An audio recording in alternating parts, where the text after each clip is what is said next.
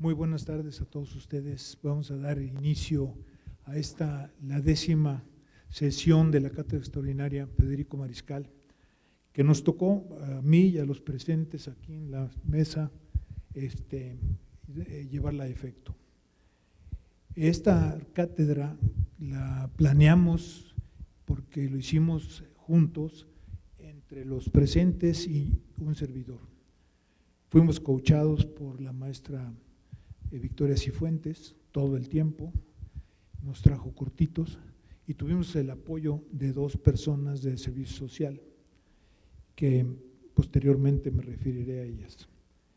En la primera sesión de la cátedra voy a tratar de ser muy sucinto y porque me interesaría mucho después escuchar en una muy rápido exposición a mis compañeros, sobre todo de sus impresiones, porque hoy esta cátedra o esta plática va a tratar sobre eso, ¿no? La última es eso. En la primera reunión de la cátedra nosotros tuvimos oportunidad de presentarlos a todos ellos. Todos viejos amigos, pero también compañeros míos de trabajo durante muchísimos años. A lo largo de estas 10 sesiones pudieron constatar que son distinguidos profesionales todos ellos, de ámbitos diferentes, muchos, y otros de ámbitos similares como son los arquitectos. Pero tenemos un diseñador industrial, tenemos un escultor, un artista plástico como es Juan Luis Díaz, y a lo largo de 4 décadas, casi 5 diría yo, en lo que es la práctica docente, yo compartí con ellos el trabajo profesional. Les comenté en aquella ocasión de la inauguración que la razón por la que yo los invitaba no es porque fueran mis amigos, ni que fueron mis amigos y por eso trabajamos juntos, sino que fueron mis amigos porque nos conocimos en el trabajo y me acompañaron a lo largo del trabajo durante esas décadas. Esta participación de ellos, y ustedes los que asistieron a la cátedra lo podrán constatar, enriqueció la práctica de la cátedra. Nunca antes se había compartido una cátedra, según tengo entendido, en los últimos 30 años. Me tocó a mí abrir la primera cátedra en el año 84 con el maestro Ramírez Vázquez. Posteriormente vinieron 29 más y yo soy el 30º. En realidad, esta práctica se había llevado a cabo por una sola persona que había expuesto a lo largo de la misma su trabajo particular. Mi trabajo particular, y lo mencioné yo también, no era para mí trascendente tanto como el trabajo que hice colectivamente y que se refiere a la práctica profesional dentro del servicio público. Así lo titulé: la arquitectura, servicio público y entorno. Todo lo que rodea al servicio público y a la arquitectura lo tratamos en esta cátedra. Mi intención fue compartir con ustedes las experiencias que tuvimos a lo largo de estos 40 años de vida profesional dentro del ámbito gubernamental. Un ámbito muy diferente al ámbito privado, un ámbito donde el marco jurídico es fundamental, un ámbito donde el profesionalismo también lo es y donde el cliente finalmente es el pueblo de México y el cliente es al mismo tiempo el gobierno. El gobierno solicita la obra por necesidades detectadas, la obra se lleva a cabo, pero la obra va a servir al pueblo en general, a todos. Entonces nos regimos por un marco jurídico que se vio también ampliamente aquí en las pláticas, y el entorno que rodea a todo el servicio público fue algo muy importante. Hay un aspecto fundamental y esencial que es el ejercicio de la arquitectura, y quizá de todas las profesiones, diría yo. Señalamos a lo largo de todas las pláticas la importancia de planear los contenidos, y me refiero al trabajo de equipo y multidisciplina. Cuando planteamos los contenidos de estas pláticas, siempre nos referimos a la multidisciplina y al trabajo en equipo. Considero yo, y todos los que están aquí y que me apoyaron, que el trabajo creativo de la arquitectura y el trabajo profesional de la arquitectura dentro del entorno del gobierno es necesariamente un trabajo que se debe realizar en equipo. Y un equipo multidisciplinario hace que el trabajo se desarrolle de muchísima mejor manera. De los temas, en cada uno destacamos en todas las sesiones la insistencia de esto. Estamos convencidos de que la importancia de la participación activa y comprometida de las personas que están involucradas en una tarea, su colaboración hace que una obra tenga éxito o no se lleve a cabo, fracase. Trabajar en equipo es sumar voluntades, es definir entre muchos, es participar y la responsabilidad, pero al mismo tiempo también es aceptar, independientemente de la colectiva, la responsabilidad personal. Todo esto lo que hace es fortalecer el equipo, el hacerlo juntos, y por lo tanto tenemos una mayor posibilidad de hacer y de que este trabajo sea exitoso. También expresé en mi presentación, en la inauguración, de reflexiones alrededor de obras y proyectos que coordiné durante mi vida profesional. Casos que nos permiten mostrar con ejemplos el valor de la integración multidisciplinaria que les mencionaba y de la vinculación con otras profesiones, la vinculación con los industriales, la vinculación con todos aquellos que tienen que ver con la obra pública.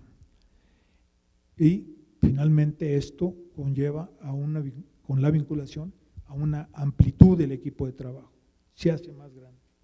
Y si pusimos varios ejemplos representativos, no solo por su volumen y significación social o importancia estratégica para nuestro país, sino también, además, por el aprendizaje que todos nosotros obtuvimos a lo largo al participar en estos trabajos.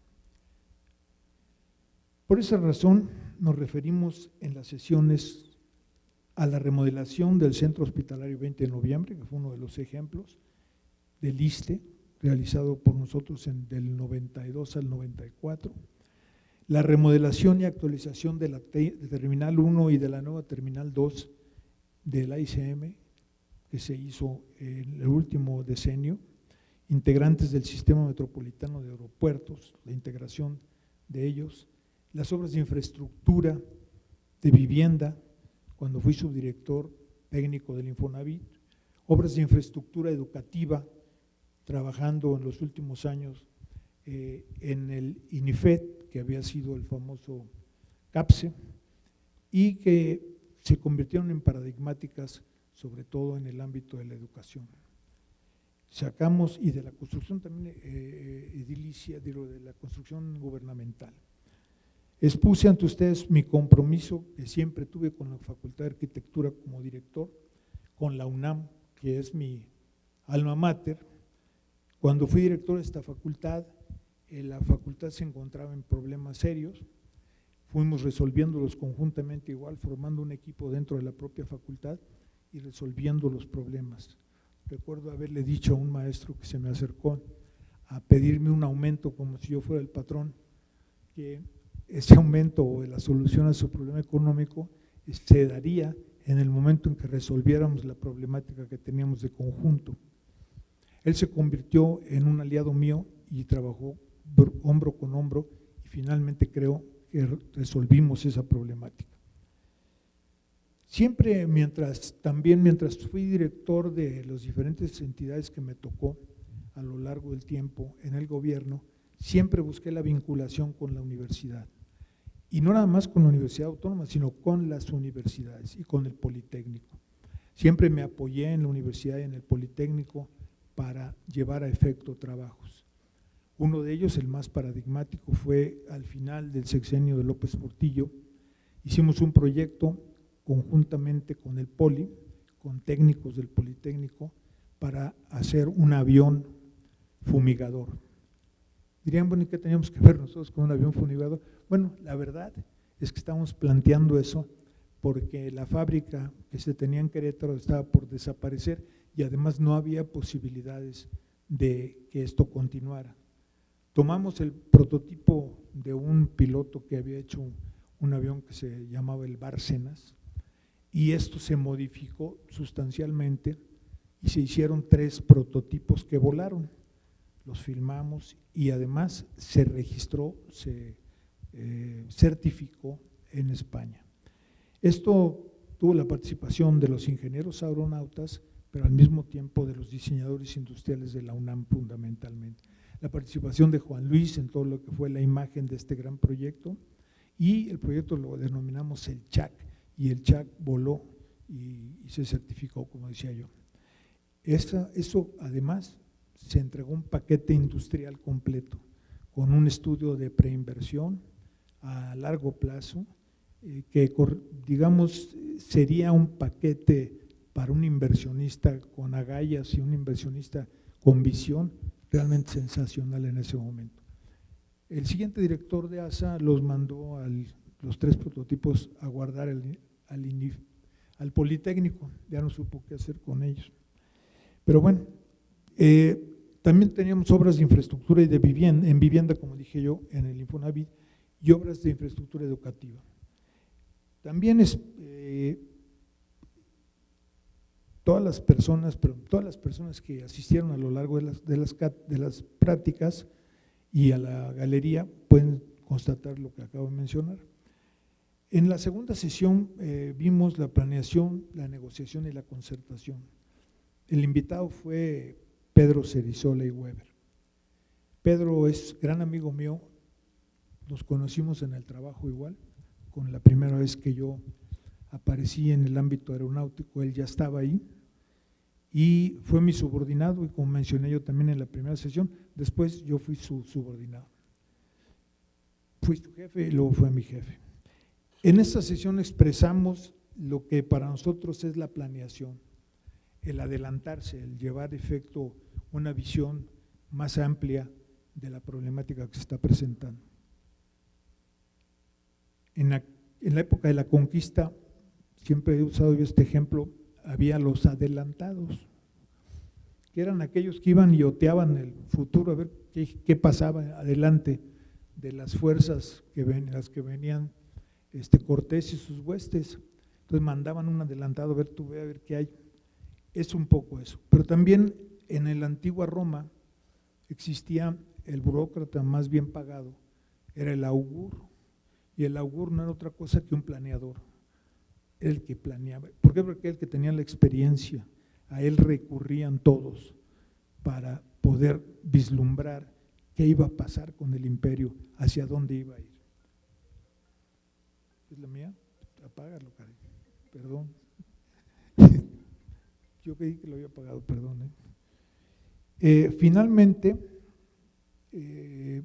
esta planeación se parte del planteamiento del problema y se analiza el problema desde el punto de vista de las premisas realmente de la investigación científica, la investigación, la evaluación de la investigación, o sea, la jerarquización y finalmente la síntesis, o sea, de los 3 puntos básicos, ¿no? Investigar, analizar la investigación, o sea, darle valor, y finalmente tomar una decisión y concretar, que sería la síntesis. En el caso de la arquitectura siempre he pensado que la síntesis es el edificio terminado.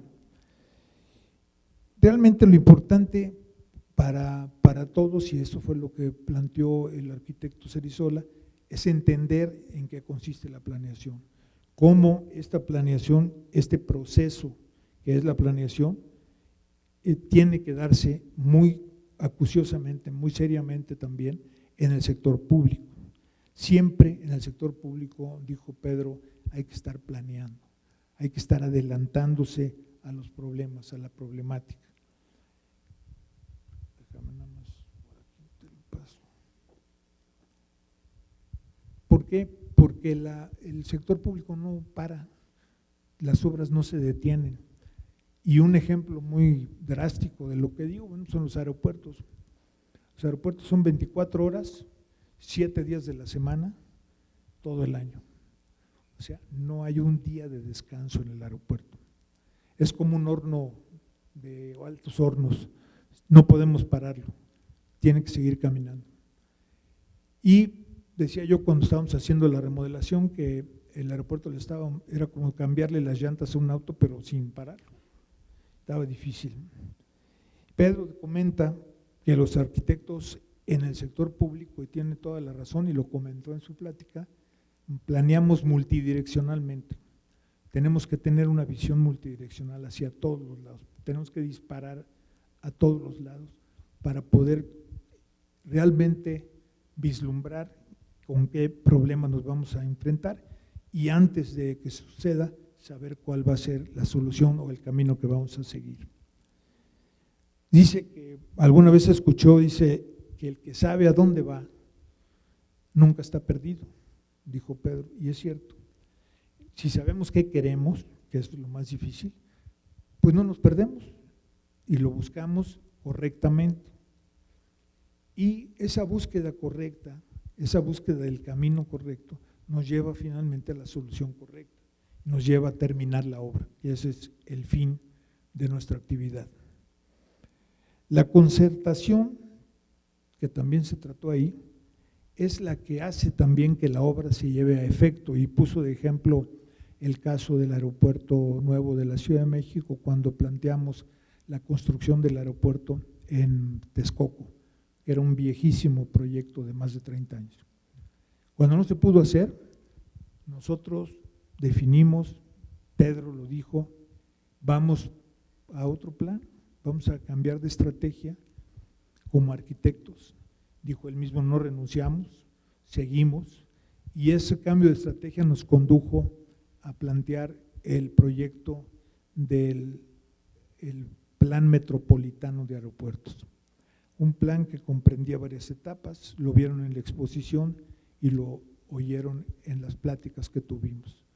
Dos, fundamentalmente, la construcción de la T2, antes de eso, la adaptación de la T1 para poder construir la T2, después la realización de los aeropuertos circunvecinos a la Ciudad de México, los 4 aeropuertos, Cuernavaca, Toluca, Puebla y Querétaro, que se hizo nuevo, Toluca que prácticamente se hizo nuevo, y finalmente esos como un sistema de apoyo al de la Ciudad de México, y finalmente aeropuertos que se convertirían en distribuidores en toda la República, que eran Tijuana, Cancún, Guadalajara y Monterrey.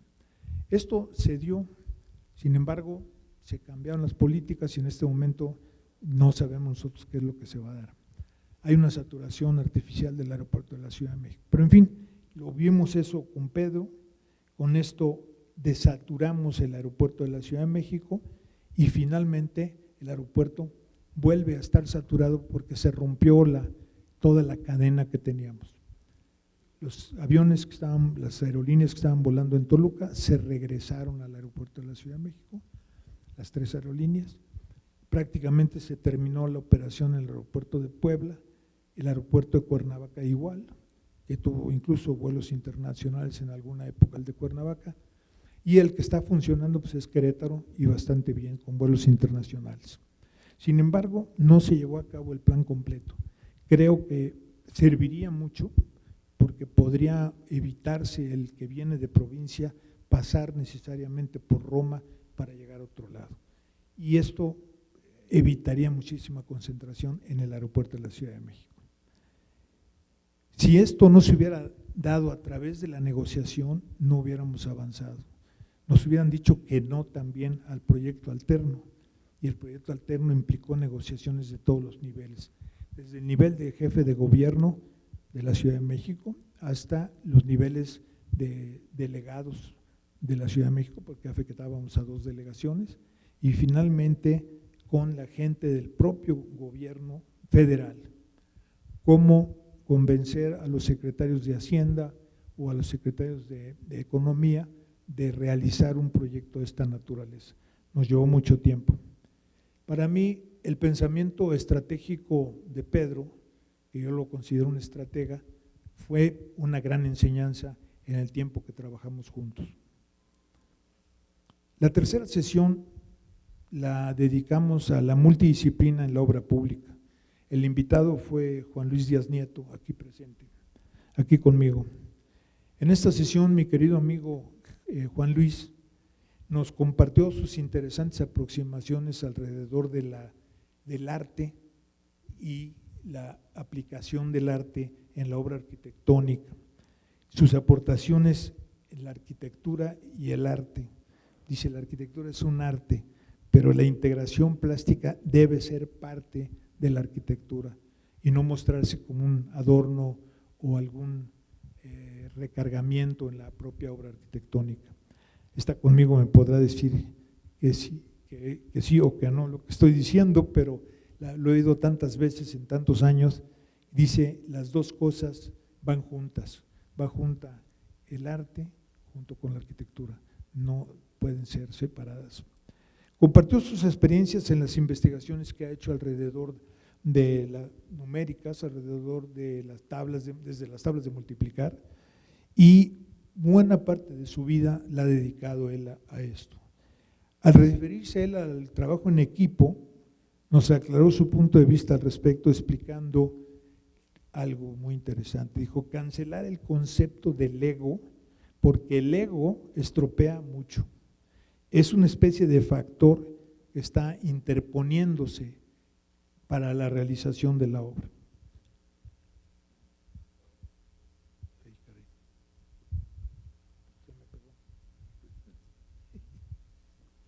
La electricidad.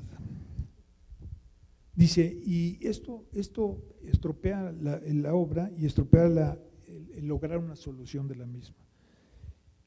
Dice, llámese un zapato, un aeropuerto, un avión o lo que sea, y no la creación personal, es como entonces el equipo redunda en la obra y esta se vuelve una buena obra y se vuelve también de una gran riqueza, y esto sobrepasa al individualismo.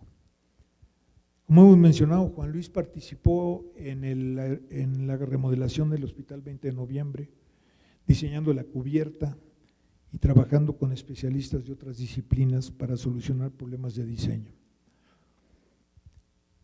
Trabajó con científicos para solucionar la ventilación, el asoleamiento, y trabajó con diseñadores industriales para solucionar la apertura de las ventanas, diseñaron una forma de mover unas ventilas que después patentaron, diseñaron también el aislamiento de los cristales a través de una serigrafía hecha en cerámica, que después también se patentó y se aplicó en todo el edificio del 20 de noviembre. En la visita que hicimos todavía queda ahí, ahí está.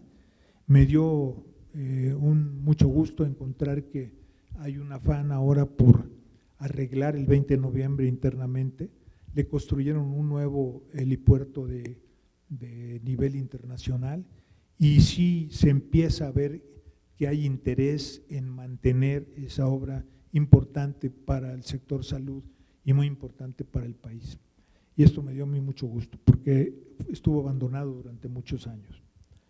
Juan Luis participó pues en eso y participó también en el aeropuerto de la Ciudad de México, trabajando en equipo. A él le tocó en la última obra que hicimos, en un inicio le tocó toda la parte de la imagen corporativa de ASA.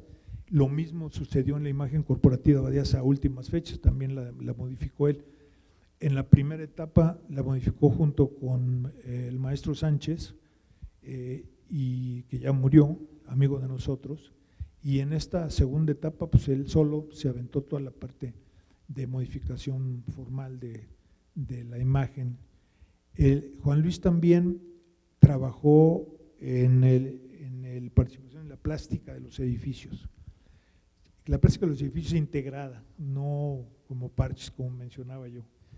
La red aeroportuaria entera en esta última época se cambió toda la imagen a través de pintura básicamente, y en algunos casos con intervenciones pequeñas en lo que es las partes de fachadas de las terminales, etcétera, de 2 terminales por lo menos. El diseño de la fachada de la T1, por nombrar solo uno, fueron sus ejemplos de participación siempre ordenada y creativa y disciplinada. Eso nos decía él, y coincido totalmente, y seguramente los que asistieron a esta sesión también. Decía, hay algo que a mí me sorprende, dice Juan Luis, cuando hacemos estas obras en donde pareciera que la obra nos escoge a nosotros y no nosotros a la obra. De pronto estamos ahí porque pareciera que una fuerza hizo que nos juntáramos y la realizáramos. A mí me llena de gusto haber coincidido en la vida con Juan Luis Díaz.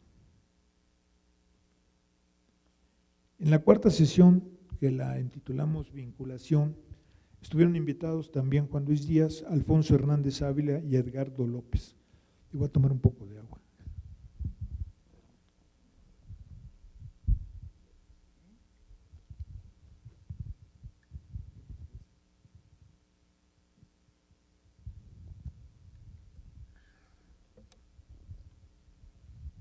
En esta sesión hablamos de la vinculación, pero de la vinculación entendida como aquellas acciones encaminadas a reforzar todo, a promover y a desarrollar el proyecto o los proyectos.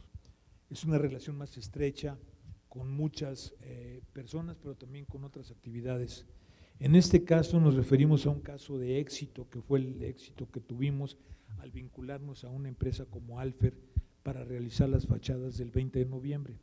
Que en la visita también se constató, ahí están las fachadas del 20 de noviembre, le decía yo al director de mantenimiento del 20 de noviembre que con que usara jabón quedarían las fachadas como el primer día que se inauguraron. Parece ser que lo van a hacer y parece ser que hay intención de remodelar todo eso, ya están pintando la estructura, etcétera. Juan Luis participó en eso y participó en la estructura misma del reforzamiento de la estructura.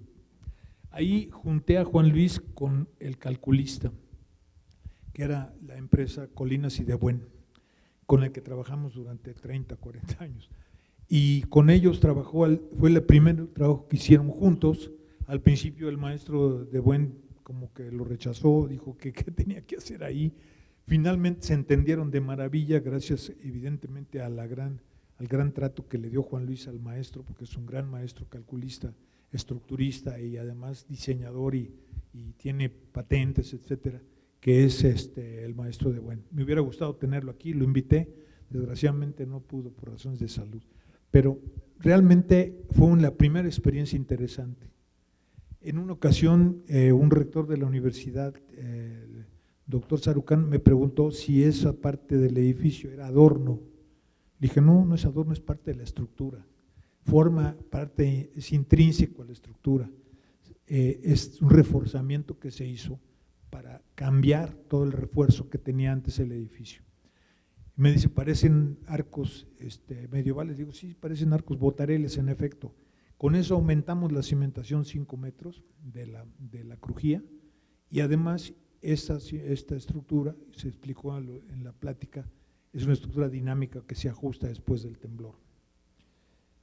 Realmente este caso de Alfer, que es el que se trató porque también platicó su experiencia el propio fundador, el propio director de Alfer no fue fundador, la empresa la fundaron sus antepasados, y platicó cómo a partir del proyecto que hizo de la construcción de la fachada, fundamentalmente, aunque también algunos interiores, empezó a tener éxito en el exterior y se internacionalizó al grado que ya tiene una fábrica en los Estados Unidos. Él actualmente está siendo parte del túnel de Queens en Nueva York, lo está recubriendo con ese material. Trabajó en el aeropuerto de Nueva York, trabajó en el aeropuerto de Hong Kong y ha hecho trabajos en todo el mundo con mexicanos. Aquí también participó Edgardo, un diseñador industrial que trabaja con él desde que empezamos el 20 de noviembre, estoy hablando del año 94. Entonces Edgardo se incorporó al trabajo de Alfer y Edgardo viaja por todo el mundo montando fachadas y montando interiores en todo el mundo prácticamente. Han cubierto buena parte de Europa y buena parte de Estados Unidos, varios aeropuertos en Estados Unidos, carreteras, pasos a desnivel, etcétera. Realmente es una empresa mexicana de la cual nos sentimos todos orgullosos. Edgardo López realmente aprendió, y lo dijo ahí, lo expresó en la plática, que es bien importante, aprendió muchísimo trabajando en esta empresa Alfer. Y bueno, ya forma parte del inventario de Alfer Edgardo. Realmente fue para nosotros muy interesante escucharlo como alumno que fue y como colega también. El caso también se expuso, en este proyecto por supuesto participó Juan Luis Díaz en el diseño de la fachada, que por cierto no le cambiamos el módulo que tenía originalmente el maestro Landa, Enrique Landa, pero se adecuó perfectamente y se cubrieron 40,000 metros cuadrados de fachada con el material porcelanizado. Decía Hernández que cuando él expuso que de pasar de hacer sillas o rótulos para señalar calles, había pasado a una sofisticación arquitectónica verdaderamente estética y funcional. Posteriormente Alfer colaboró con nosotros en distintos proyectos. En la T1, en la Terminal 1 participó en los institutos tecnológicos de la SEP. Los que tuvieron oportunidad de visitar el Instituto Tecnológico prácticamente está forrado por dentro y por fuera con material porcelanizado, que alguien dijo, oye, es muy caro. Yo le contesté que es muy económico, porque no se va a volver a pintar nunca, ni se va a tener que mantener. Entonces, esto además se convierte en pizarrón dentro y fuera del edificio, como lo vieron ahí, e incluso hay quien filmó esta parte, probablemente no sé si la pasamos en las pláticas, pero los que fueron vieron cómo estaban trabajando y no fue un show, varios alumnos y maestros en un mismo salón, ¿no? En todos los pizarrones. Él trabajó en Tláhuac y por supuesto tuvimos también oportunidad de, al trasladarnos en el 20 de noviembre, el sábado pasado, pues constatar la funcionalidad del propio diseño, que no se cambió mayormente del diseño y del concepto original del maestro Landa. Por cierto que a mí me tocó ser dibujante en ese primer edificio del 20 de noviembre, trabajaba yo dibujante con el maestro Landa y después me tocó años después, muchísimos años después, pues transformarlo, remodelarlo, reconstruirlo, ¿no?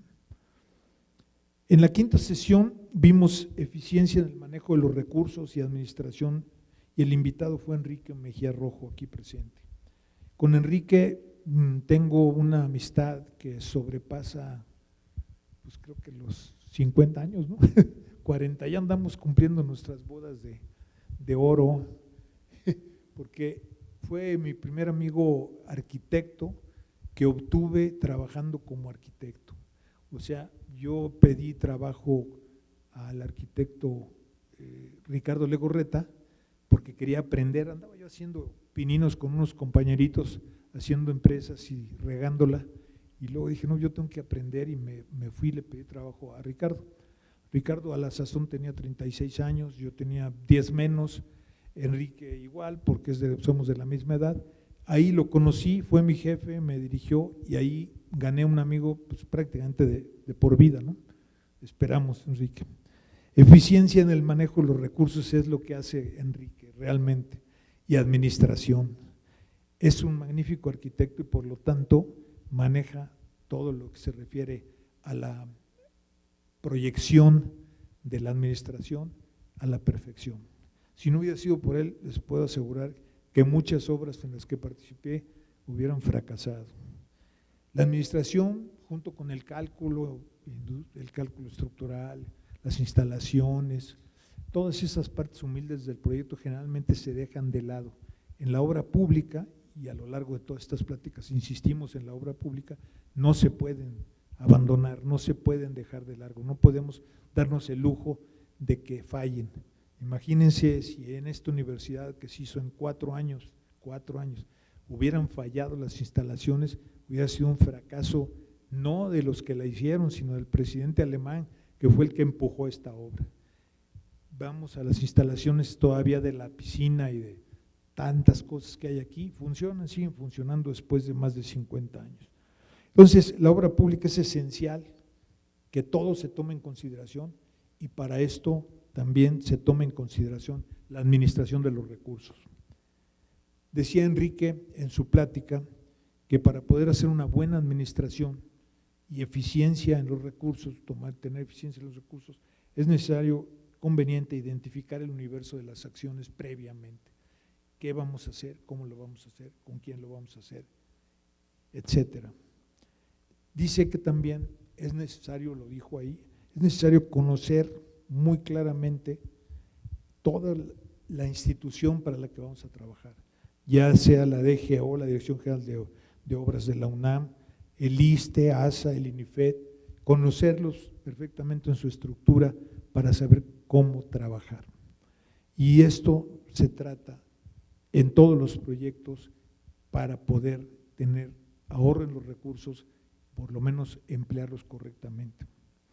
En la sexta sesión tratamos el concurso, la competencia en la obra pública, y el invitado fue también Enrique Mejía. Enrique se pasó el sexenio anterior al actual prácticamente resolviendo toda la problemática de la T2, pero además resolviendo toda la problemática que le causaron las 392 auditorías que se llevaron a efecto. Habló del concurso, él hizo muchísimos concursos, cientos de concursos, se hicieron cientos de concursos y se hicieron en tiempo récord y la libró en todas. Que el concurso fue algo que se inventó, yo creo que hace muchísimos años, para darle transparencia a la asignación de los recursos en una obra pública. Hacerle equitativa esa transparencia, pues darle también equidad. Y no nada más son concursos para obras, sino, dijo él, sino para concursos también para proyectos, concursos para supervisión, concursos para prácticamente todo.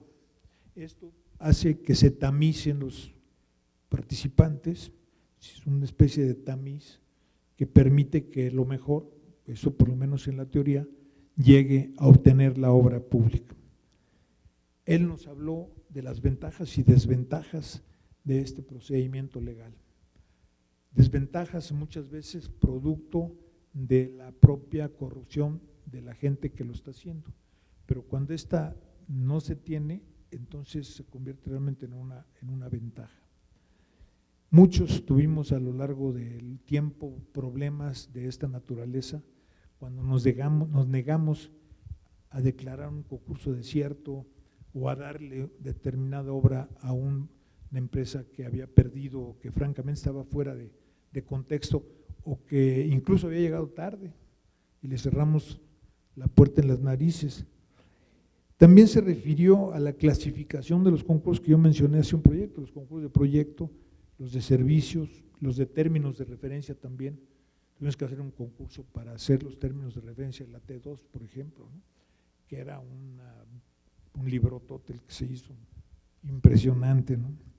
Y todos esos procedimientos son valiosos o son coadyuvantes del proyectista, del arquitecto, del constructor y de todo el equipo de trabajo que insistimos a lo largo de las pláticas que lleva a cabo una obra. Sin ellos, sin esos instrumentos, les sería muchísimo más difícil. La séptima sesión tratamos normatividad, legislación y obra pública, y la invitada fue Mónica del Rosario Barrera Rivera, aquí presente con nosotros, y tuvo una aceptación del 100%. Realmente la capacidad de Mónica para transmitir sus pensamientos, para hacerlos claros al público es fantástica. Tienes Mónica, un don que es el que puedes transmitir con claridad lo que sabes y que sabes mucho. Y esto para nosotros fue muy importante. Mónica habló ampliamente sobre la condición legal de la obra, pública, el marco legal que rodea cualquier quehacer arquitectónico o de cualquier índole en el sector gubernamental, no nada más el arquitectónico. Se refirió al arquitectónico porque estábamos aquí y porque estábamos hablando de la obra pública arquitectónica, pero la verdad es que tiene todo, ¿no? La ley de obra pública se refiere a eso, pero la ley cubre todos los aspectos de otros concursos de otra naturaleza, ¿no? Las licitaciones, los precios unitarios, la posibilidad de los aspectos arquitectónicos que se deben tener presente cuando se ejerce la profesión. Es muy importante que los conozcamos para que en el ámbito gubernamental no caigamos en violaciones a la ley, flagrantes o escondidas, que nos lleve o nos conduzca a un problema más serio. Pero lo importante no es tanto eso, mencionaba ellos, sino que la concordancia de todo lleve a que la obra se lleve a efecto correctamente dentro de las leyes que rigen la obra pública. También nos mencionó que a lo largo del tiempo la obra pública ha sufrido cantidad de modificaciones, muchas de ellas no particularmente buenas, y que esto conduce a veces a confusiones dentro de la propia obra pública. Habló de la ventaja del intranet, del portal que se tiene para los precios unitarios, para todo, para los precios, concursos y convocatorias que se usa, así como la de los concursantes. Se tiene ya el servicio de intranet. Algunos ejemplos de corrupción mencionó ella, en donde ella incluso se enfrentó a esa corrupción y sufrió represalias por haber denunciado esos hechos fraudulentos. Entonces, creo que la importancia de su plática, independientemente de la gran bonomía que tiene para transmitir sus conocimientos, fue importante porque los asistentes tomaron conciencia, sobre todo los alumnos, de que deben conocer a profundis lo que se refiere a la ley de obra pública, al cómo se lleva a cabo la obra dentro de la ley y que la ley se convierta en un coadyuvante de la obra pública y no en una restricción de la misma. Insistió pues también en la responsabilidad del residente de la obra, que es el que lleva la carga a veces más fuerte, del que firma los contratos también, de las bitácoras que se deben llevar en la obra y todos los métodos aparentemente más eficientes, pero que a veces también complica la labor del constructor y del arquitecto. En la octava sesión ya pasamos del proyecto a la ejecución, o sea, del proyecto a la realidad. La ejecución de una obra es la última parte de la realidad de esa obra. Pero por otro lado, esa última parte, si no está sostenida por los previos pasos que empiezan en la planeación que mencionaba Cerizola, es prácticamente imposible llevar a efecto una obra. Hay cantidad de ejemplos en el servicio público, pero también cantidad de ejemplos de obras públicas que se han quedado a medias por años debido a que la humedad de la corrupción las penetró las humedades de la ineficiencia o del no conocimiento técnico de los que las llevaron a efecto. Y esto es grave. En esta sesión estuvo Enrique con nosotros y también habló tanto de las partes técnicas o de los proyectos como económicas y también legales. Este tema tiene gran relación en lo que, como decía yo, planteó Pedro Cerizola al inicio y yo en la segunda sesión me refiero a concertación y negociación. Enrique se refirió a los requisitos para elaborar un proyecto. Para elaborar ese proyecto primordialmente se debe tener todo, dijo Enrique, el expediente completo del predio y el entorno. Tiene que haber un expediente fotográfico, también lo mencionó. El levantamiento topográfico es fundamental. Yo les puse el ejemplo de que me había tocado que se había caído un muro de contención precisamente por un levantamiento topográfico mal hecho. El estudio de mecánica de suelos. En México DF el estudio de mecánica de suelos es imprescindible, no se puede hacer nada si no se tiene un estudio de mecánica de suelos. La identificación de propiedad, nos pasó que quisimos construir en algún lugar alguna escuela, resultó que el terreno no era propiedad de la federación o no era propiedad del Estado, entonces simplemente no podemos construir ahí, ya tenemos hecho el concurso, va todo para atrás, ¿no? porque no podemos construir ahí, en tanto no se clarifique legalmente la propiedad del terreno. Los lineamientos municipales, los lineamientos federales, estatales, son importantísimos para llevar a cabo la obra. Además, la parte de la elaboración, nos habló de la elaboración del proyecto ejecutivo, que también tiene sus pasos previos. El programa de requerimientos arquitectónicos es importantísimo, la elaborar el anteproyecto arquitectónico, de ahí se elabora el anteproyecto y de ahí la autorización del anteproyecto. Todo lo que son normas de diseño, normas de mobiliario, equipamiento, normas de operación, que en el caso de hospitales son muy estrictas, lo mismo que en el caso de aeropuertos. El arquitecto abordó varios temas y fundamentalmente, si mal recuerdo, tres ejemplos puso. El centro hospitalario 20 de noviembre versus un nuevo aeropuerto, un nuevo hospital, porque ahí también se nos planteó el hecho de que deberíamos hacer un estudio previo para poder sustentar la remodelación del hospital y no la construcción de un nuevo hospital. La T2 versus el sistema metropolitano de aeropuertos versus, el nuevo aeropuerto. T2 y sistema metropolitano versus el nuevo aeropuerto fue las dos alternativas que se tuvieron que analizar previamente a la consecución del proyecto, de los proyectos. En la 9ª sesión tuvimos retos y invitamos a Mauricio Trápaga Delfín y a Ángel Grosso Sandoval, aquí presentes también. Están al fondo Mauricio y Ángel Grosso aquí junto. Con ambos he trabajado. Con Mauricio trabajé cuando estuve en la academia como director de la facultad, que lo conocí.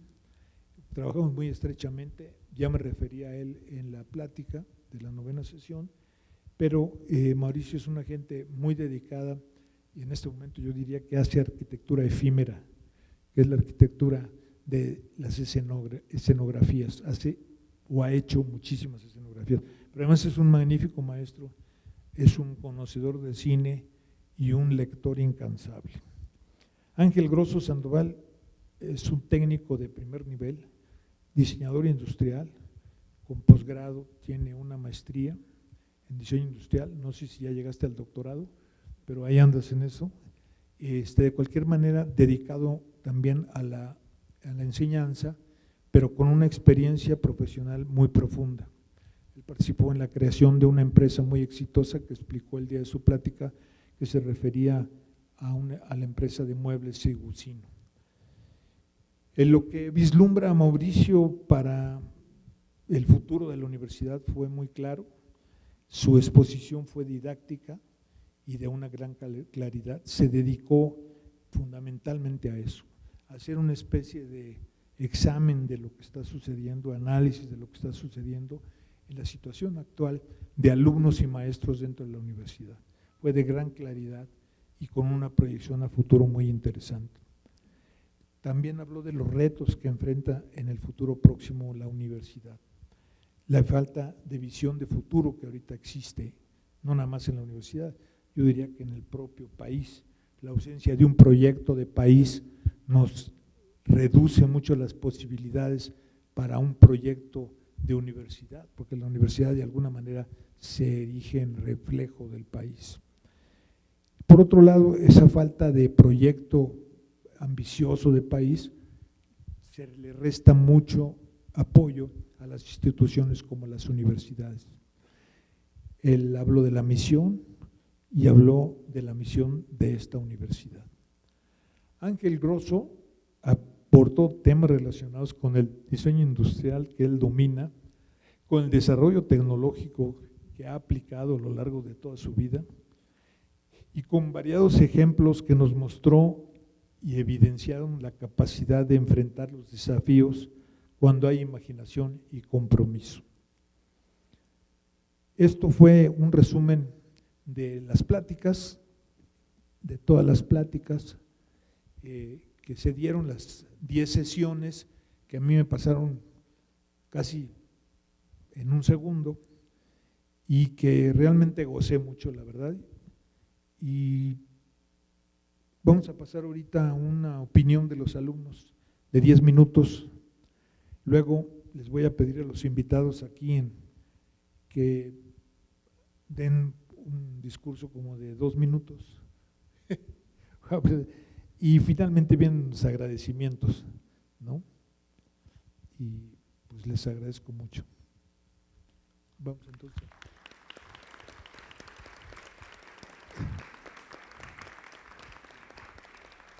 Nos acompañará al final el director de la facultad, el arquitecto Marcos Massari, para la entrega de diplomas. Muchas gracias. Vamos a pasar al frente para verlo.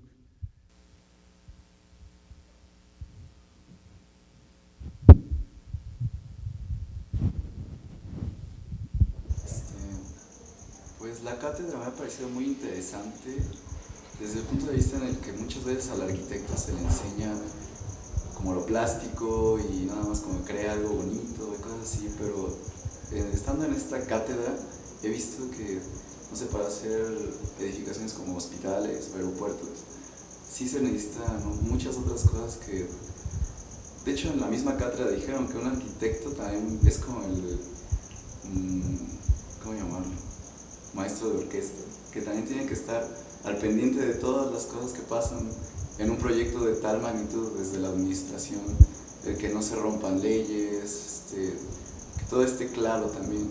Y bueno, yo creo que está bien, que debe ser algo a favor, bueno, de la sociedad. Bueno, me ha parecido una cátedra bastante interesante para poder entender los procesos tan complejos de lo que es la obra pública. Ha tenido un formato muy dinámico en que varias personas de diferentes disciplinas participan en un solo proyecto, y creo que como formación, en nuestra formación en la Facultad de Arquitectura, nos hace falta involucrarnos más en proyectos urbanos que sean no solo el edificio en sí, sino que hagan ciudad y que puedas proponer para un beneficio social. Bueno, para mí la cátedra ha sido, la verdad, muy importante en mi formación profesional. Yo siempre tuve la inquietud de integrarme al servicio público. El formato me parece enriquecedor. Hay personas de muchos ámbitos distintos interviniendo y diciéndonos lo que saben. Creo que en la facultad nos deberían enseñar más otros trabajos que deben hacer los arquitectos, aparte de proyectar. Y uno de ellos es la administración de recursos, que aquí en la facultad se le da una importancia muy somera. Creo que se debería ahondar más sobre cuestiones que realmente forman parte de la realidad laboral, y actualmente creo que el plan de estudios no lo maneja así. Eso sería básicamente lo que pienso. Pues por mi parte, la obra pública nunca había figurado concretamente en mi cabeza. Creo que estaba acostumbrada a pensar en el cliente privado con dinero que te va a financiar todo, y no tenía esta visión general de lo que puede ser también el campo de acción de un arquitecto. Entonces esta cátedra creo que sirve mucho para abrir el panorama, sobre todo para mí, porque cuando mencionaban algún aspecto de la obra pública pensaba en corrupción, en estas obras que no quedaban bien hechas, en cuestiones de gobierno y cosas extrañas.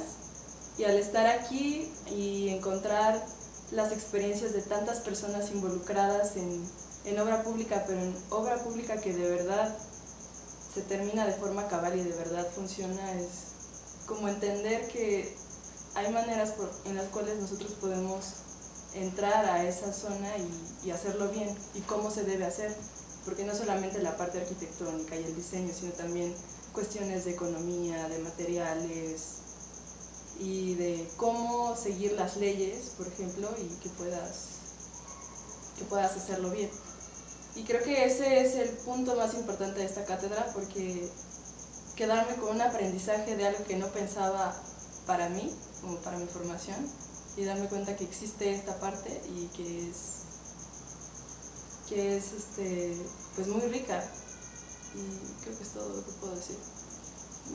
Pues a mí la cátedra me pareció más que nada, más que interesante, educativa, por el aspecto de que yo tenía una idea pues de la obra pública como muy desorganizada, muy que se hace nada más pues para, no sé, ganar recursos, justificar dinero del gobierno, y ver toda esta logística que lleva y toda esta administración y todo este pensamiento que no nada más es de una persona sino es de un trabajo en equipo, pues la verdad sí me deja con una idea diferente, me impresionó bastante, y la forma en la que la cátedra está dada me parece pues también bastante amena, porque no nada más es una persona hablando todo el tiempo, sino es la persona que te quiere dar pues sí, su información y todo. En lo particular, la parte de normativa me pareció interesante porque es algo que no te enseñan de esa forma, sino te dicen como, existe esta normativa o existe tal cosa y lo tienes que aprender o lo tienes que leer, o si quieres pregúntale a alguien más, porque no es algo en lo que te adentran. Y no nada más es pensar en el proyecto, es pensar en el proyecto, en cómo se va a hacer, en quién lo va a hacer, en qué otras disciplinas convergen para hacer todo ese proyecto, y la verdad para mí es un trabajo pues emocionante, ¿no? No es ir a sentarte en una oficina 8 horas a ver qué haces, a ver en qué pierdes el tiempo. Bueno, la cátedra me ha mostrado este mundo de la obra pública, que no es algo que veamos necesariamente dentro de las aulas. Es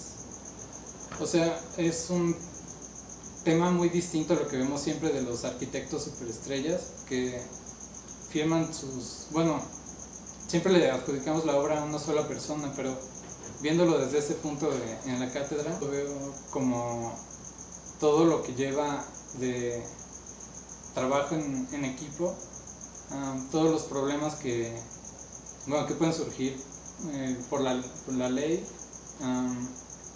los tiempos que no necesariamente son por parte del arquitecto o de las personas que le están realizando, sino todo el trabajo que está detrás de la obra pública, que igual es un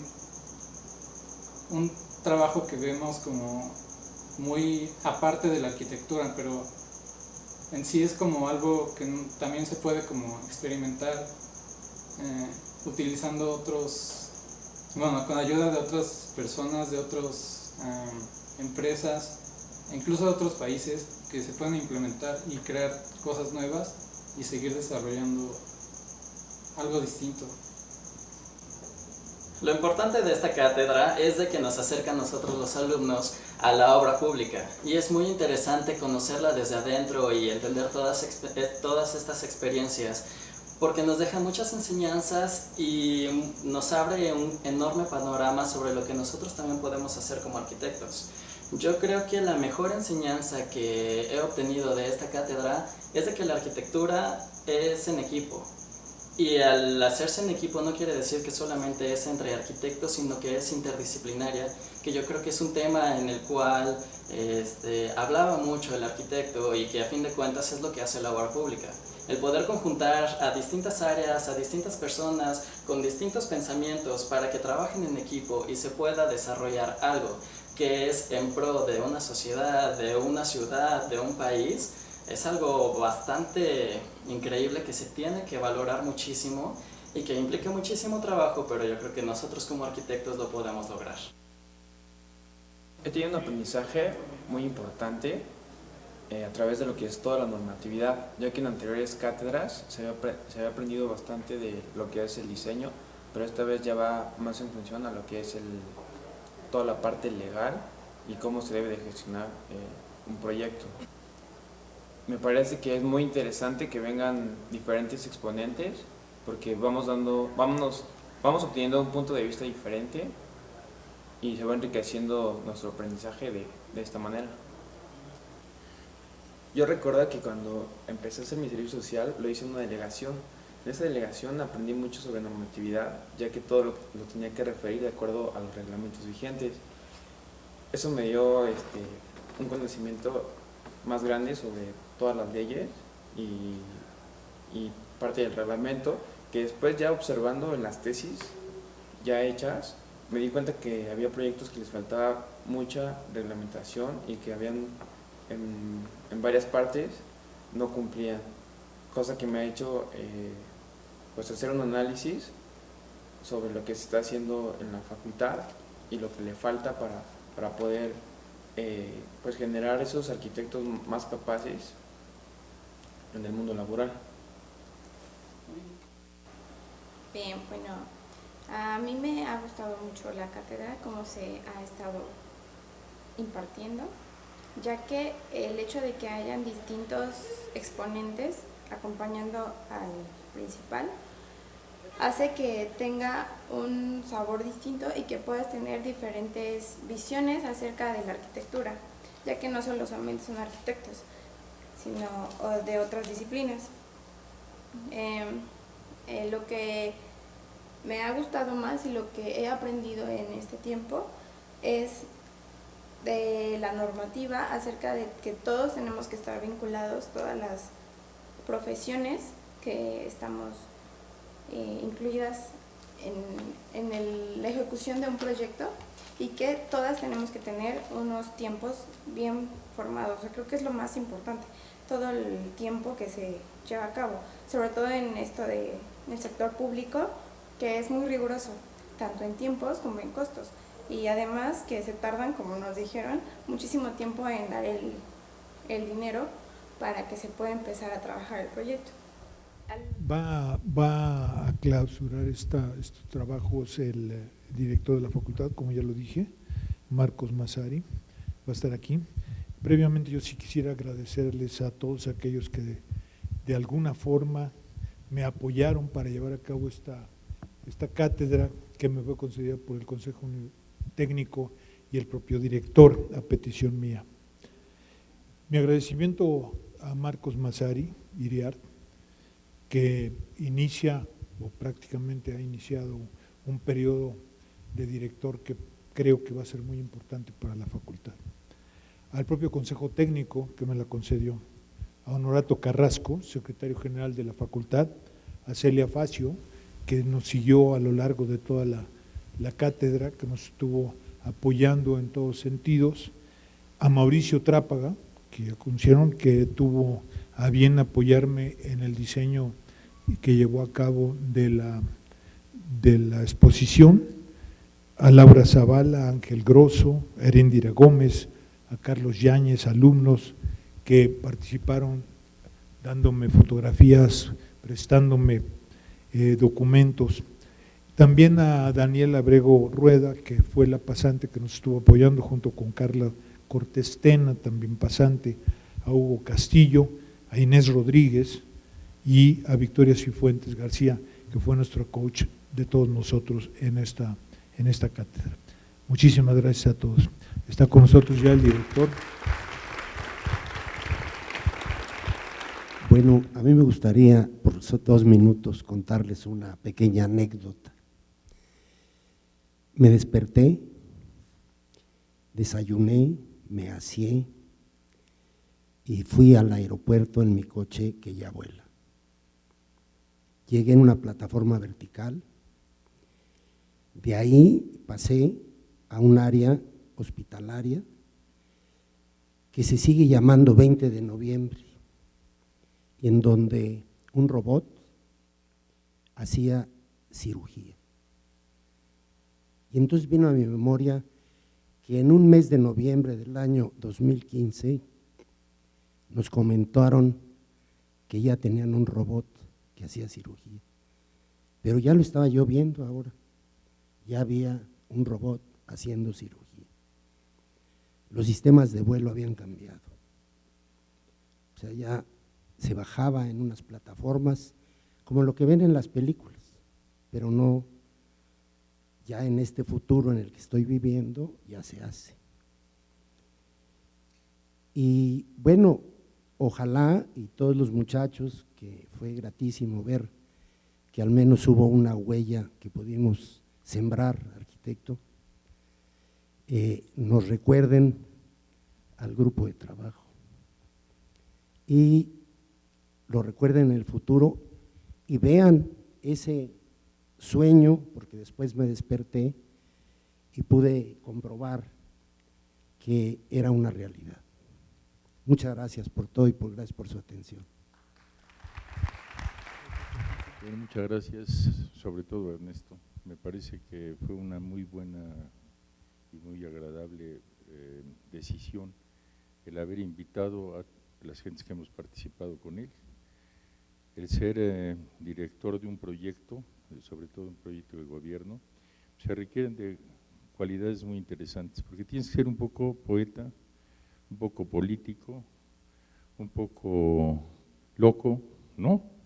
Un buen diseñador, un buen estratega y sobre todo hacer una relación espacial de todo el proyecto y de todas las actividades que se realizan dentro de él. Y para eso es necesario, como ya ha dicho Ernesto, pues la participación de otras disciplinas y de otros conceptos.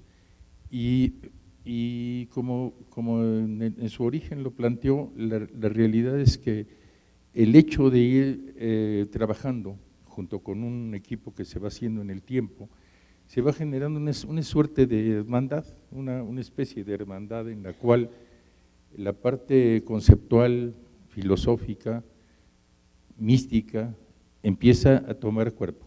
Y ese cuerpo empieza a desarrollarse a partir de las obras que se realizan. Y entonces las fronteras de dónde empieza una cosa y la otra no tiene importancia, porque lo importante es ese grupo.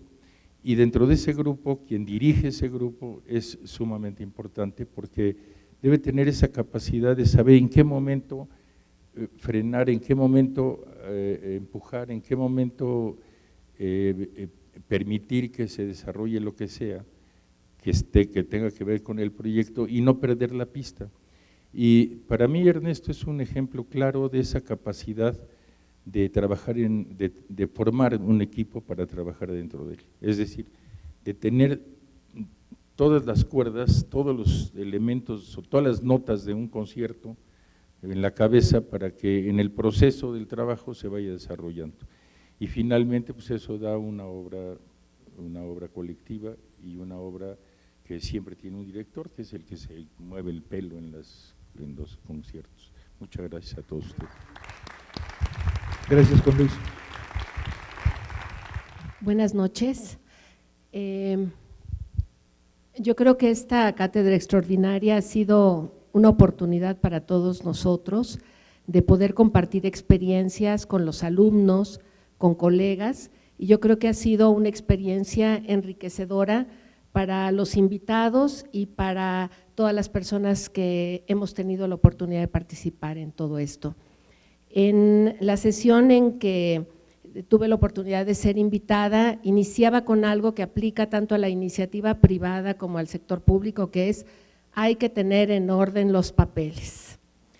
Y si a hay que tener en orden los papeles le sumamos que el servidor público solo puede hacer lo que la ley le manda, esto abre todo un mundo que para los alumnos y para muchos de nosotros ha sido, digamos, un camino que hemos ido descubriendo con el paso de los años y que hemos tenido aquí la oportunidad de plantearlo. ¿Por qué le pasa esto al servidor público? Pues porque maneja el dinero de todos nosotros, no es el dinero del gobierno, es el dinero de todos nosotros, le pagan con el dinero de todos nosotros. Y si bien los servidores públicos hay veces que nos quejamos de las auditorías, pensemos en que en una, por ejemplo, la Auditoría Superior de la Federación es nuestro instrumento que tenemos como sociedad, como ciudadanos, para que revisen que nuestro dinero fue aplicado de la manera en que debió de haber sido aplicado. Entonces, la responsabilidad del servidor público es brutal. Quien no esté en el servicio público, sea los alumnos actualmente que digan no voy a estar en el sector público, pero a lo mejor van a tener contacto con el sector público y tienen que conocer a su cliente. Y si van a estar en el servicio público, pues como decían los alumnos, hay que conocer las normas que rigen el servicio público, las normas que rigen la institución en la que están trabajando y las normas que rigen en el caso que se dediquen a obra pública, a la obra pública. Entonces, esto fue lo que se planteó, se trató de plantear en esta sesión, con todas las complicaciones que han ido surgiendo en las normas, con todo lo que tenemos que irnos actualizando y conociendo todo esto. Y dentro de toda esta maraña, yo sí quiero dejar en este momento clarísimo que el que una persona como Ernesto Velasco, habiendo hecho las obras de esa cantidad de recursos y de esa importancia que ha tenido la oportunidad de dirigir y de hacer, y que tenga una trayectoria limpia en el servicio público, es realmente un garbanzo de a libra que sí se tiene que reconocer y se tiene que reconocer públicamente, porque lo que él ha hecho no es fácil. En esta cátedra extraordinaria hemos hablado de la trayectoria de Ernesto Velasco en el servicio público, aquí en el área de obras, en el ISSSTE, en ASA, en el INIFED, la construcción de escuelas que es tan importante, pero yo soy ingeniera, hablando de lo de multidisciplinarios, aprecio el arte, pero obviamente no soy artista, aquí hay muchos artistas, y lo que sí quiero decir es que el trabajo que se ha desarrollado y demás es multidisciplinario, y Ernesto Velasco es un hombre multifacético.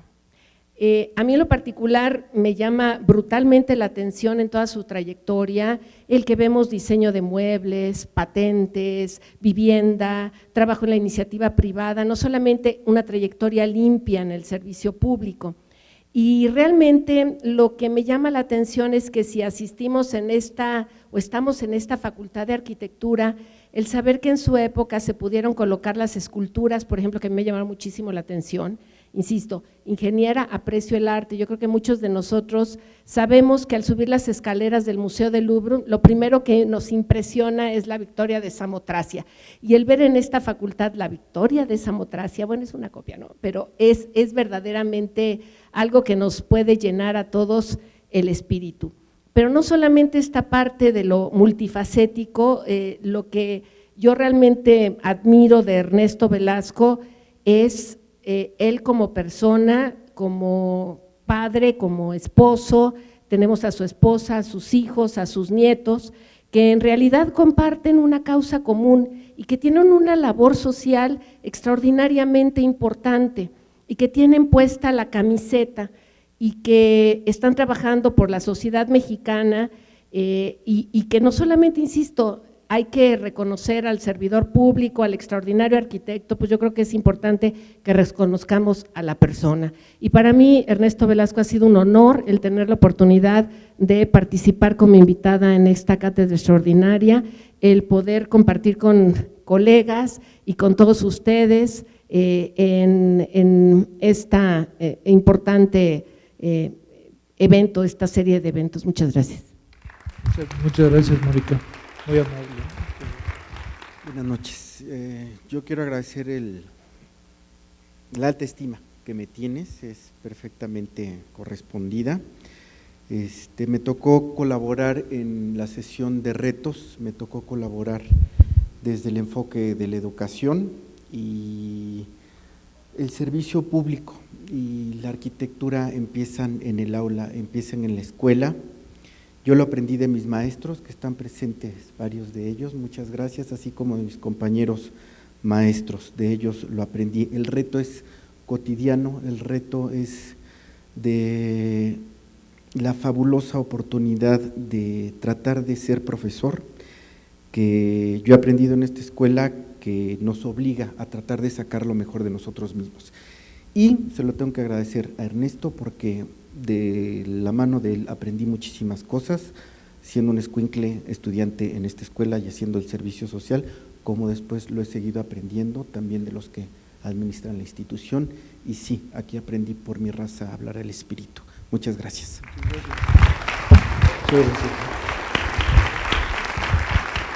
Gracias también, Ernesto, y muchas gracias a la facultad y al comité que te eligió para que tuvieras esta cátedra extraordinaria en esta ocasión, Ernesto. Hablamos todos a nuestra manera de la importancia del trabajo en equipo, pero creo que algo que es importante es que cuando se encuentran estos equipos, y ya lo menciona muy bien Juan Luis, hay que hacer a un lado el ego y entonces hay que seguir con los que tienen las buenas ideas, y el equipo significa apoyar el liderazgo, las buenas ideas para un proyecto. Y a lo largo de las diferentes etapas de la vida profesional de cada uno, pues los equipos se hacen, pero después también se desarticulan. Y lo que trasciende es la amistad, porque esas personas, esos componentes, luego pasan a formar parte de otros equipos a lo largo del tiempo. Así que lo importante es continuar haciendo equipos, ya lo mencionamos, y creo que esta facultad en este momento necesita de que sus equipos apoyen las ideas que en este momento se requiere. La facultad atraviesa por un momento de cambios de planes de estudio y de repente a mí me toca ver cómo algunos no quieren apoyar e independientemente del respeto que todos merecen o merecemos como profesores en nuestras opiniones y lo que nos toca hacer, lo que hay que hacer es seguir para adelante y ir por esos planes de estudios que esperamos que salgan ya muy pronto en todas las licenciaturas y en los posgrados. Y como profesores pues tenemos una gran responsabilidad. A mí me tocó ver a Ernesto en esto de ASA romperle unos planos al director del Grupo Aeroportuario del Pacífico, recordarás, cuando Ernesto era el presidente del Consejo de Administración de los grupos aeroportuarios concesionados durante un tiempo. Y así me lo hizo casi romper a mí cuando yo era su estudiante, ¿no? Me hizo prácticamente repetir un plano cuando dibujábamos a mano porque la calidad de línea a lápiz no era la adecuada y me lo hizo repetir y yo salí y dije, ching. Bueno, jamás volví a hacer un plano mal. Entonces, eso es nada más para ir y recordar que como profesores nosotros tenemos una gran responsabilidad y de lo que tú no te acuerdas que nos dejaste a nosotros, pues ahí sigue. Porque los que no lo saben, también Ernesto, antes de ser director de la Facultad de Arquitectura, fue coordinador de la antes UADI, ¿no? Que era la Unidad Académica de Diseño Industrial, hoy CIDI, y así por el pasado. Así que muchas gracias a la facultad, Marcos, y muchas gracias, Ernesto, por las enseñanzas, a Juan Luis, a Enrique, muchas gracias de nuevo.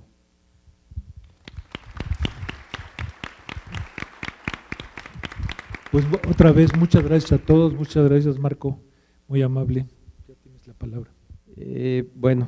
Como bien dijo Ernesto, hará más de un año nos juntamos un día, ¿verdad? Y me decía, pues, ¿tú qué opinas? Le dije, no, pues yo opino que sí, pero Ernesto no sabía lo que implicaba la cátedra. Creo que una cosa es instituir la cátedra y otra cosa es impartir la cátedra. Son dos cosas totalmente distintas, porque es un honor que no nada más se recibe el honor, o sea, es un reconocimiento que fue en realidad como empezamos esta cátedra, es un reconocimiento a la labor profesional, en este caso de un arquitecto. Y esta cátedra fue instaurada justamente por Ernesto hace 30 años, en 1984 fue que se instauró esta cátedra. O sea, la idea es suya, en realidad. 30 años después, pero quien generó esta idea fue Ernesto.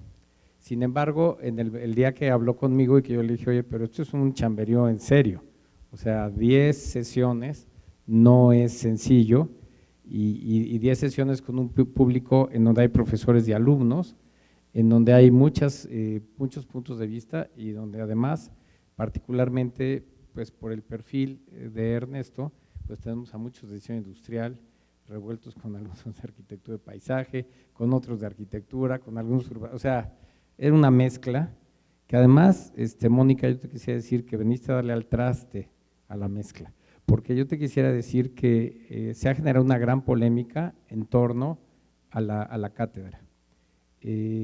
No voy a repetir lo que ya Ernesto mencionó, porque yo estaba ya sentado atrás, qué fue lo que sucedió en las 10 sesiones y también lo que los alumnos expresaron a través del trabajo de Victoria, que ha estado aquí tomándole el pulso y siguiendo la cátedra y apoyando junto con Mauricio Trápaga el desarrollo de, bueno, y Celia Facio desde luego, es que te me esconde Celia, pero yo creo que te deberíamos invitar aquí en medio. Bueno, podríamos invitar a Ernesto a que se siente en medio y a ti que te sientes en Ernesto, ¿no? Me parece que sí, porque Celia es en realidad quien le ha dado en realidad esta continuidad y esta secuencia que la cátedra requiere, y le ha dado también, en este caso, con Mauricio y desde luego con Victoria, pues le ha dado un seguimiento a lo que en realidad… No, si necesitas sentarte en medio, porque va a pasar algo que necesitamos que estés sentado en medio. Sí.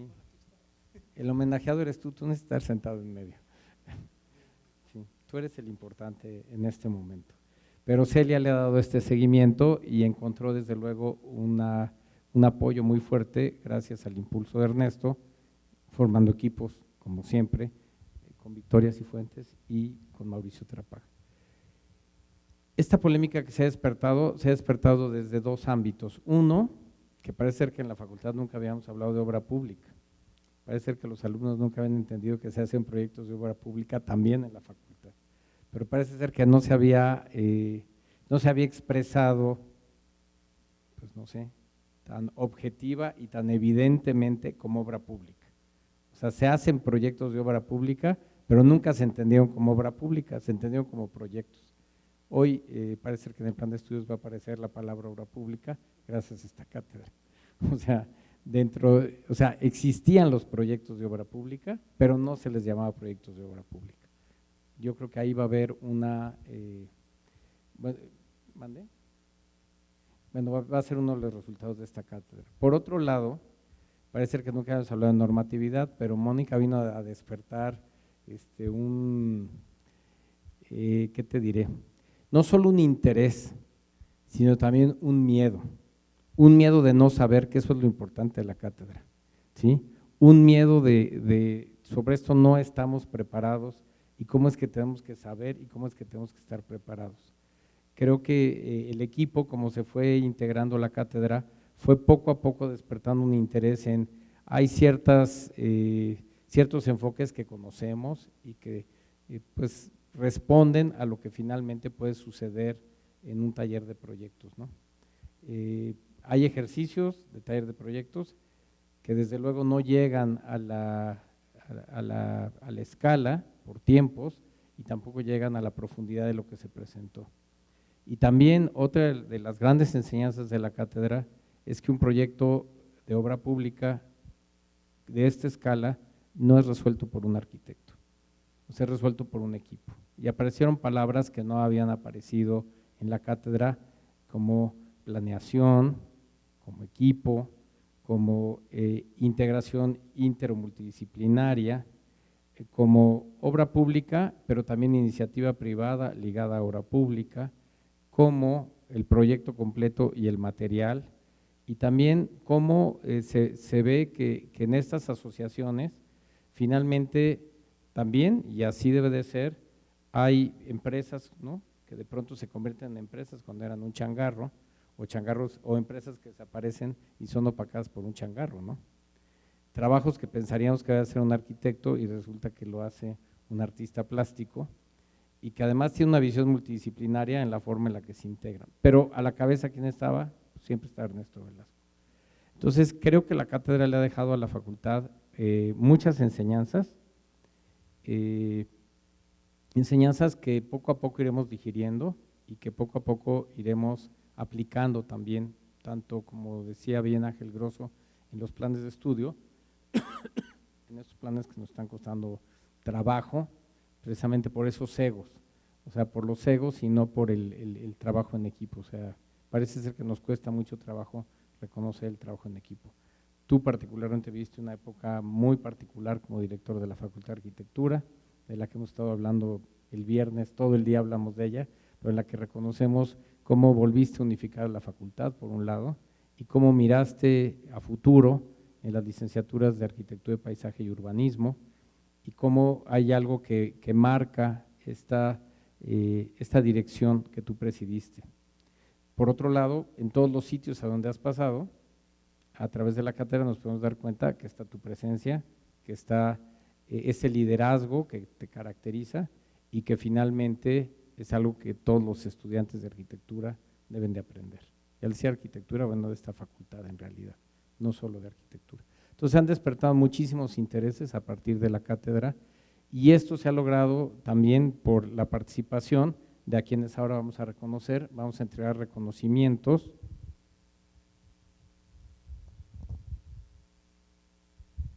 Los cuales dicen: la Facultad de Arquitectura de la Universidad Nacional Autónoma de México, a través de su División de Educación Continua y Actualización Docente y la División de Estudios de Posgrado, otorga el presente reconocimiento, y en este caso es a Juan Luis Díaz Nieto por su valioso apoyo en la Cátedra Extraordinaria Federico E. Mariscal 2015, Ernesto J. Velasco León, Arquitectura, Servicio Público y Entorno, en las sesiones 3 y 4.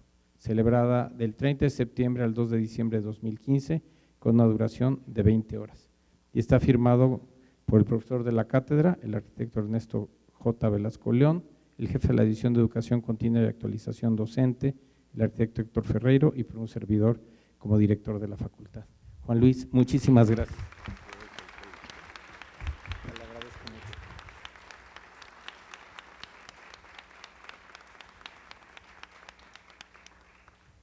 A la doctora Mónica Barrera Rivera, Arquitectura, Servicio Público y Entorno, en la sesión 7. Mónica, muchísimas gracias. De verdad, despertar una polémica que no te lo imaginas, ¿eh? Se habla de ti en los pasillos.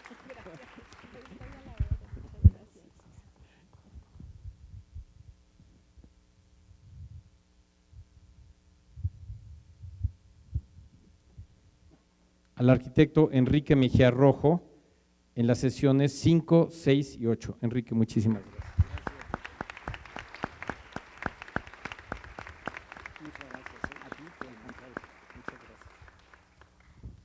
Al arquitecto Mauricio Trápaga Delfín, en la sesión 9.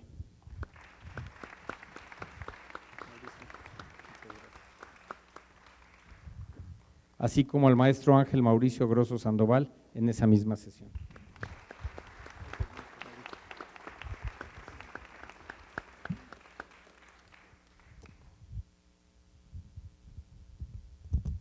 Y ahora, Ernesto, como te decía, necesitamos que estuvieras al centro.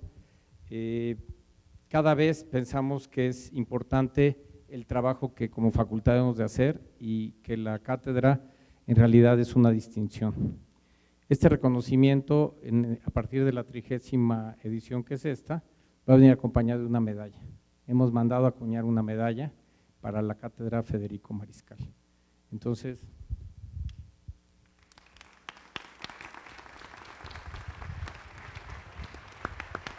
tengo el honor de poderte entregar, como fundador de la cátedra, así como por haber impartido la 30ª edición de la cátedra, la primera medalla Federico Mariscal.